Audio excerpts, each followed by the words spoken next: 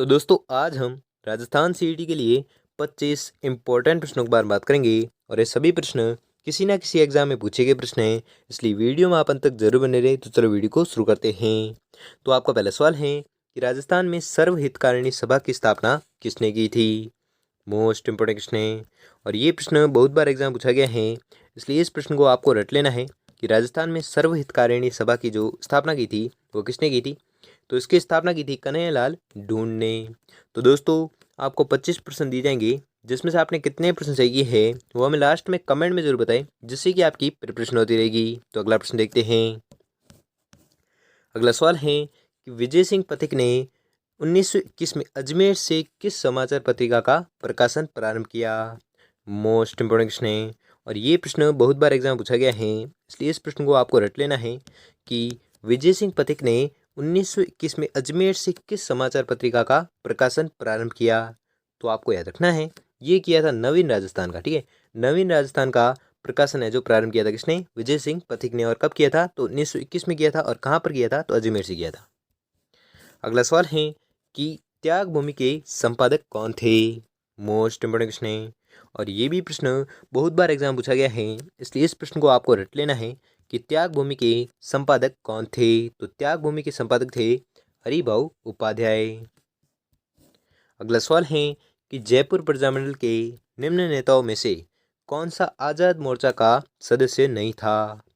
तो वह नेता कौन सा था जो आज़ाद मोर्चा का सदस्य नहीं था। तो वह नेता थे हीरालाल शास्त्री। अगला सवाल है कि मेवाड़ पुकार क्या था। मोस्ट इम्पोर्टेंट क्वेश्चन है। तो मेवाड़ पुकार क्या था वो आपको बताना है। तो मेवाड़ पुकार मोतीलाल तेजावत द्वारा तैयार एक मांग पत्र था जो महाराणा मेवाड़ को प्रस्तुत किया गया था। अगला सवाल है कि जयपुर में वर्धमान विद्यालय की स्थापना किसने की थी। तो वर्धमान विद्यालय की जो स्थापना की थी वह की थी अर्जुन लाल सेठी ने। अगला सवाल है कि निम्न में से कौन महंत प्यारेलाल हत्याकांड से संबंधित नहीं था। तो कौन था जो महंत प्यारेलाल हत्याकांड से संबंधित नहीं था, तो वह थे मोहनलाल जालोरी। अगला सवाल है कि राजस्थानी हरिजन सेवक संघ की स्थापना हुई थी। मोस्ट इम्पोर्टेंट क्वेश्चन है। तो इसकी जो स्थापना हुई थी वो हुई थी अजमेर में। और कब हुई थी, तो 1934 में हुई थी। अगला सवाल है कि स्वामी दयानंद सरस्वती द्वारा उदयपुर में परोपकारिणी सभा की स्थापना कब की गई थी। क्या प्रश्न है, वापस से पढ़ो एक बार कि स्वामी दयानंद सरस्वती द्वारा उदयपुर में परोपकारिणी सभा की जो स्थापना की गई थी वो कब की गई थी। तो इसकी स्थापना की गई थी 1883 में। और ये मोस्ट इंपोर्टेंट क्वेश्चन है और ये भी प्रश्न बहुत बार एग्जाम पूछा गया है, इसलिए इस प्रश्न को भी आपको रट लेना है। अगला सवाल है कि निम्नलिखित में से कौन सी संस्था स्थापना वर्ष सुमिलित नहीं है। तो वह कौन सा है जो संस्था और स्थापना वर्ष में सही सुमिलित नहीं है। तो युग्म है मारवाड़ हितकारिणी सभा 1923। ये जो युग्म है ये सही सुमिलित नहीं है। अगला सवाल है कि गोविंद गुरु ने भीलों को संगठित करने के लिए कौन सा संगठन स्थापित किया था। मोस्ट इंपोर्टेंट क्वेश्चन है और ये भी प्रश्न बहुत बार एग्जाम पूछा गया है, इसलिए इस प्रश्न को भी आपको रट लेना है कि गोविंद गुरु ने भीलों को संगठित करने के लिए कौन सा संगठन है जो स्थापित किया था। तो वह संगठन था कौन सा, तो आपको याद रखना है वह संगठन था संप सभा। ठीक है, संप सभा जो जो संगठन था ये स्थापित किया था किसने, गोविंद गुरु ने। अगला सवाल है कि मारवाड़ किसान सभा का प्रथम अध्यक्ष कौन था। मोस्ट इम्पोर्टेंट क्वेश्चन है। तो मारवाड़ किसान सभा का जो प्रथम अध्यक्ष था वह था मंगल सिंह कछावा। अगला सवाल है कि आदिवासियों और हरिजनों में शिक्षा के प्रचार तथा सामाजिक कुरीतियों का निवारण करने में महत्वपूर्ण योगदान रहा। तो महत्वपूर्ण जो योगदान रहा था वो रहा था हरिदेव जोशी का।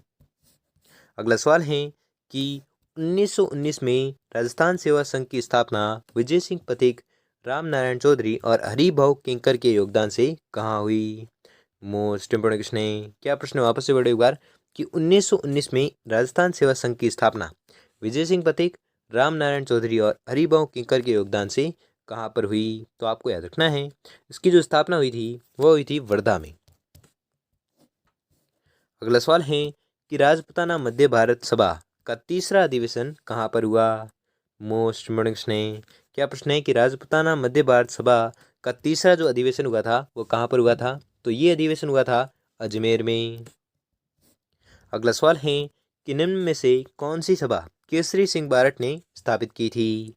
मोस्ट इम्पोर्टेंट प्रश्न है और ये भी प्रश्न बहुत बार एग्जाम पूछा गया है कि केसरी सिंह बारट ने कौन सी सभा है जो स्थापित की थी? तो इन्होंने की थी वीर भारत सभा। अगला सवाल है कि राजपुताने में वीर भारत सभा का गठन कब किया गया था?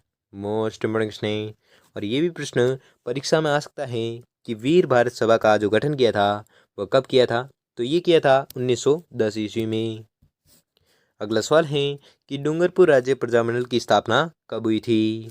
मोस्ट इम्पोर्टेंट प्रश्न है। तो डूंगरपुर राज्य प्रजामंडल की जो स्थापना हुई थी वह हुई थी 1944 ईस्वी में। अगला सवाल है कि मेवाड़ पुकार 21 सूची मांग पत्र का संबंध किससे था? तो इसका जो संबंध था वह था मोतीलाल तेजावत से।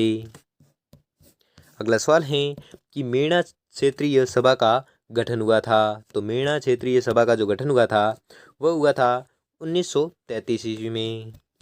अगला सवाल है कि राजस्थान में जाट क्षेत्रीय महासभा कब बनाई गई? तो जाट क्षेत्रीय महासभा जो बनाई गई थी वो बनाई गई थी 1931 में।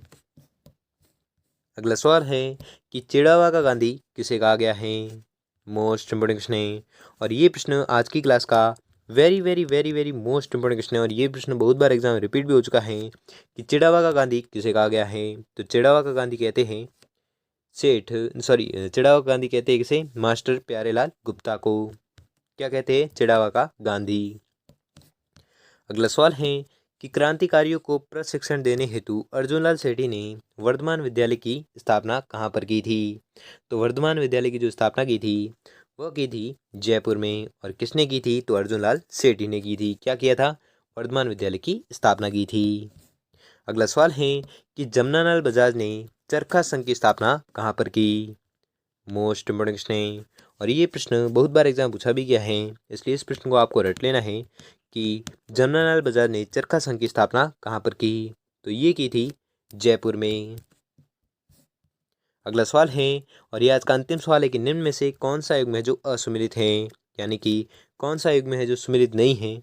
तो आपको याद रखना है वह युग्म है सुरभि प्रजामंडल जय नारायण व्यास। ये युग्म है जो सही सुमिलित नहीं है। तो दोस्तों आपको 25% दिए थे, जिसमें से आपने कितने प्रश्न सही किए हैं वो हमें जल्दी से जल्दी कमेंट करके जरूर बताएं। और अगर आपके लिए वीडियो थोड़ा भी हेल्पफुल साबित हुआ तो वीडियो को लाइक और चैनल पर नए तो चैनल को सब्सक्राइब कर लीजिए और बेल आइकन को प्रेस कर लीजिए कि वीडियो की नोटिफिकेशन आपको मिलती रहेगी। धन्यवाद।